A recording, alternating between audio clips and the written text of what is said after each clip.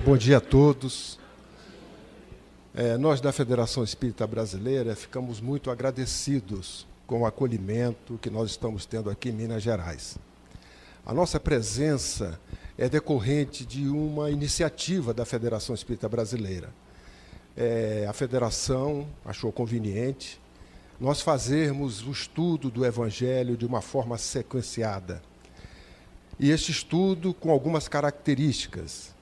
Ele é impessoal, ele é administrado por um colegiado. Este colegiado busca em consultores, quando necessário, algumas informações, algumas orientações. E com isto foi feito um projeto que, ao longo do ano, nós levamos esse projeto ao movimento espírita. Levamos nas comissões regionais, que são 4, durante o primeiro semestre do ano. Fizemos as apresentações, houve o acolhimento de todas as federativas.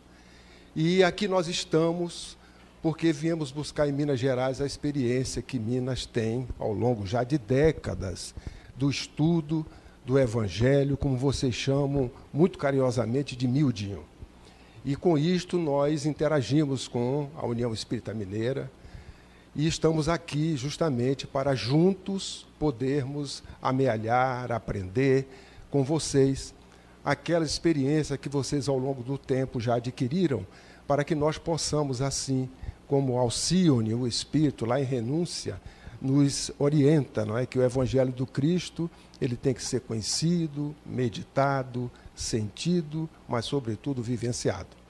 E é essa a nossa intenção de estarmos aqui, a Federação Espírita Brasileira, com um grupo de pessoas, para que nós possamos assimilar estas informações que nós teremos a partir de agora, nesta manhã, sob a orientação da Magna, do Toninho e de todos aqueles que fazem parte dessa equipe, juntamente com os demais que aqui estão fazendo parte deste grupo. O nosso agradecimento e que nós tenhamos aqui um dia muito exitoso, de muito aprendizado, para que possamos levar conosco essas experiências e multiplicá-las, já que a humanidade necessita tanto de Jesus nos dias de hoje. E nada melhor do que o Evangelho como remédio para as nossas almas. Muito obrigado.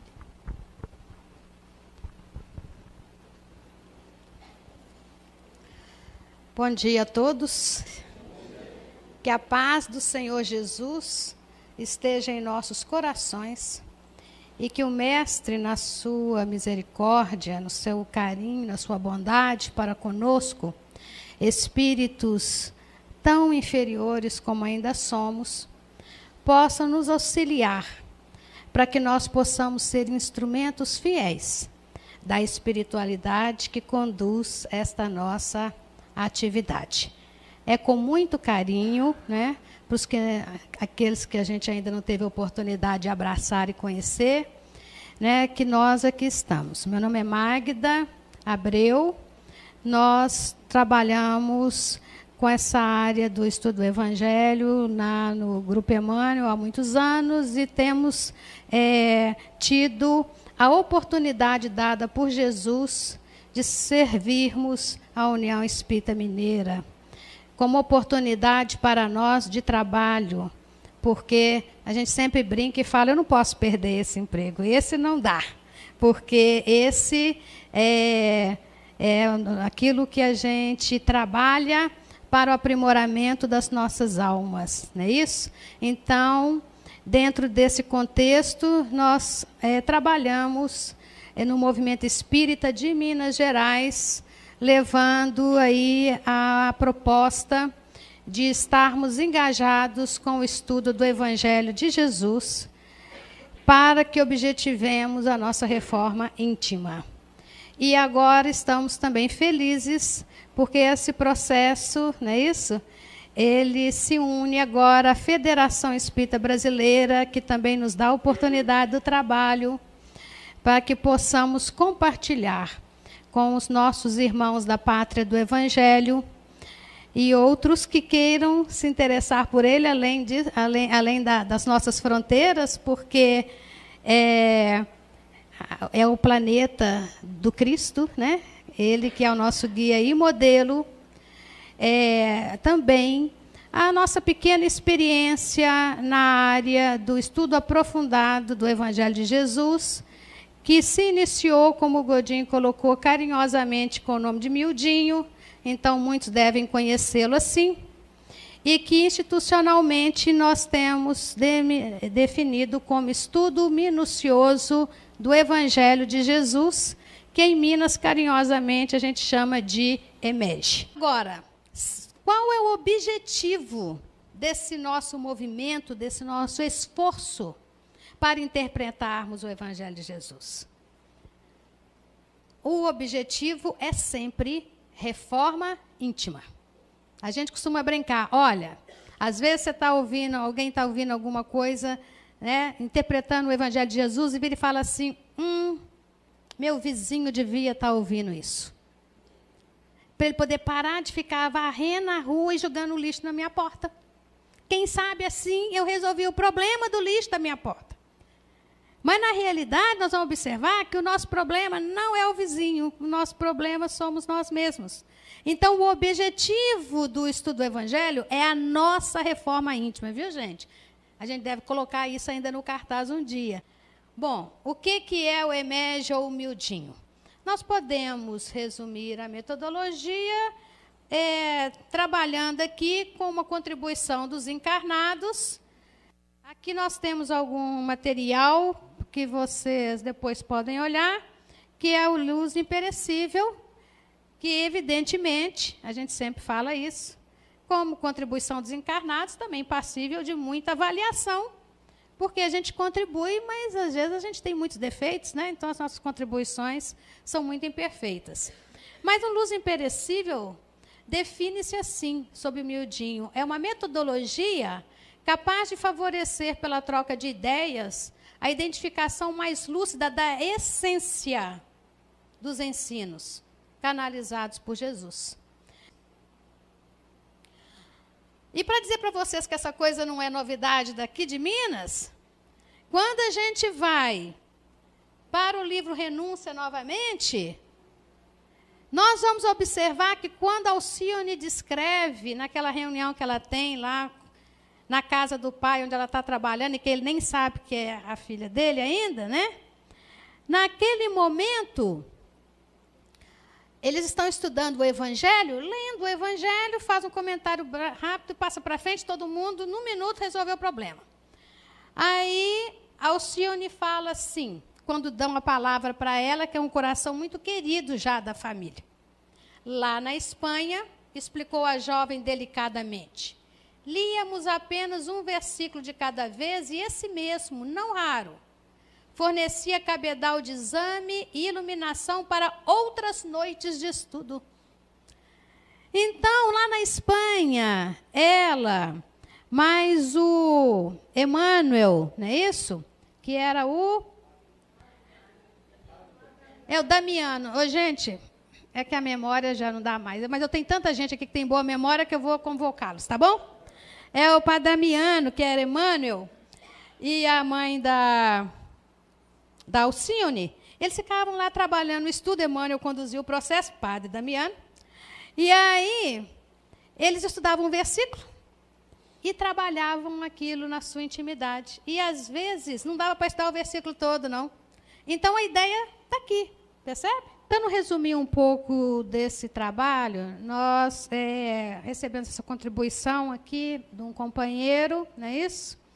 Que já está incorporado à nossa equipe também.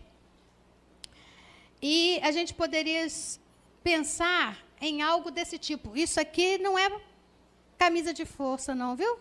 Isso é apenas uma proposta, uma ideia. Nós temos a escolha de um versículo, às vezes o grupo resolve estudar uma passagem. Agora, quando eu pego o versículo, a passagem, o que eu preciso identificar? Que seria interessante a gente pensar. A contextualização bíblica é aquela contextualização que o Luz Imperecível fala. No seu sentido geral, se eu tenho um versículo, eu preciso saber em que passagem ele está, porque, de repente, quando eu pego aquele versículo isoladamente, eu não sei por que Jesus está falando aquilo. E aí eu começo a imaginar, será que ele falou para o Zaqueu? Será que ele foi para Madalena? Não podemos ficar no achismo no estudo do Evangelho. Eu preciso ir no texto e ver onde esse versículo está e contextualizá-lo ali. Agora, essa contextualização, ela não se limita só a um versículo, não, porque muitas vezes uma passagem que eu elegi para estudar começa assim, e depois disso? Foi depois de quê? É possível que aquela passagem, conhecendo o que Jesus estava fazendo antes, nos auxilie bastante no entendimento da escolha pedagógica, da escolha didática de Jesus para aquele trabalho, naquele momento. Então, a contextualização bíblica é importante. Não nos esquecermos, dentro da contextualização também, de que às vezes, né, gente, tem uma palavra que eu não entendo o que é. Aí o coordenador também tem que estar atento. Porque eu estou lendo o texto, o coordenador pode até saber o significado daquela palavra, mas ele sabe que quando ele leu a primeira vez, ele teve dificuldade. Então, é importante ele estar atento e perguntar, gente, todo mundo entendeu o significado de todas as palavras? Alguém tem alguma dúvida? Ah, temos dúvida na palavra tal. Pega o dicionário, por favor. Dicionário bíblico. Hora de pesquisa. Dicionário da língua portuguesa. Tá certo? Aí nós vamos saber o significado. E a gente vai observar que no estudo do Evangelho, às vezes, o significado mais comum que a gente conhece não é amplo o suficiente. Quando a gente vai no dicionário, tem aspectos ou outros significados daquela palavra que ampliam mais para a gente o entendimento, não é isso? Então, é importante. O dicionário bíblico também, porque às vezes tem alguma coisa bem específica ali da época e eu não sei do que se trata. Porque tem muito tempo que eu reencarnei naquele lugar, né, gente? Eu não lembro mais. Né? Tem tempos que eu não reencarno na região da Palestina, na Grécia, etc. Estou aqui agora, esqueci. Então, o dicionário bíblico ajuda. Mas são elementos para facilitar o entendimento do versículo. Princípios básicos da doutrina. Nós temos que estar em dia com eles. Isso não significa que eu pegue um versículo, teve uma fase, né, mas nós pensamos assim, né? Vamos pegar um versículo, gente, onde está Deus nesse versículo? Onde está Jesus? Onde está a reencarnação? Onde está a evolução? E a gente tinha que achar os princípios dentro do versículo. Não. Nós estamos fazendo a coisa de forma meio complexa, não. É que nós, estando em dia com os princípios doutrinários, quando a gente estuda o versículo, eles aparecem. Aqueles que ali estão sendo trabalhados. Percebe? Então, eu estou atento aos princípios básicos, eu vou reconhecê-los ali como Kardec faz. Kardec fez o que no livro Evangelho segundo o Espiritismo? Ele pega ali, em vários momentos, quando ele vai falar de muitas moradas na casa do Pai, ele vai recorrer a um versículo em que Jesus fala, quando ele quer falar de vários mundos, não é isso? Mundos, evolução de espírito, mundo espiritual e mundo material. Ele recorre ao versículo que se refere a muitas moradas na casa do Pai. Ok? Então, ali no Evangelho segundo o Espiritismo, como ele estava ali trabalhando os conceitos doutrinários que estão contidos na mensagem de Jesus, ele faz esse agrupamento. Mas isso não significa que toda vez que eu for pegar um versículo, eu tenha que achar de qualquer forma ali o princípio, ou todos eles vão aparecer naturalmente. Ok? E a gente vai trazer alguns elementos aqui para vocês depois. Estar atentos para verbos, aspectos históricos, geográficos e culturais estão dentro da contextualização também. Agora, verbos, tempos e personagens, nós vamos ver que eles estão dentro daquele quem, como, quando, onde, vão aparecer e vão ajudar a gente. Agora, não nos esquecermos de nos situarmos como espíritos que somos dentro do texto bíblico. Quem nós somos? E não esquecer da reforma íntima. Reforma íntima fundamental. Ok, gente? Tudo bem? Tranquilo? O site quer fazer uma pergunta. Se a gente não souber a resposta, a gente passa. Tem um monte de especialista aqui. Magda, pela sua exposição, a gente teve também uma aula de doutrina espírita, né? Então a gente pensa, mas não era para estudar o Evangelho, Porque fica na nossa mente a ideia de que estudar o Evangelho é estudar a letra, né?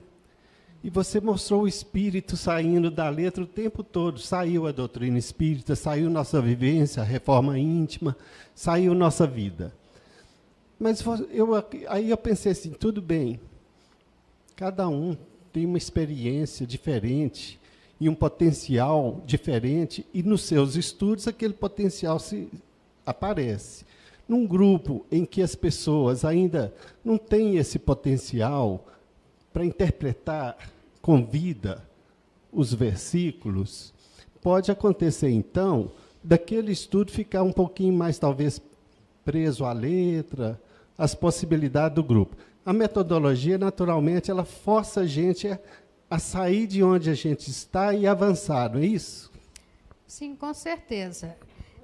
Por isso é que a gente coloca aqui como condição para o desenvolvimento da metodologia o estudo contínuo da doutrina espírita. Percebe? Porque, na realidade, veja bem, os dois andam juntos. Emmanuel não falou que Kardec e Jesus estão muito associados um ao outro, porque Jesus se denomina como porta e, para nós, Kardec é a chave? Então, foi como o Toninho falou. Eu aprendo mais doutrina estudando o Evangelho, ou aprendo mais Evangelho estudando doutrina, percebe? Então, a segurança que a gente tem que ter é manter o tempo todo, eu falo, em dia com a doutrina. Nós temos que estudar a doutrina profundamente e vivê-la também, porque o que Alcione coloca para a mensagem do Cristo, aplica-se à doutrina, mesmo porque a doutrina é a mensagem de Jesus. A doutrina espírita é o consolador prometido, percebe? Então, por isso é que nós temos que trabalhar em nós a boa vontade e o esforço de estudarmos constantemente a doutrina espírita, com todos os recursos que nós temos. A gente tem que estar sempre motivando a todos a se aprofundarem no estudo doutrinário. Ele é o nosso norteador, para que a gente não fique em situação difícil na hora das interpretações.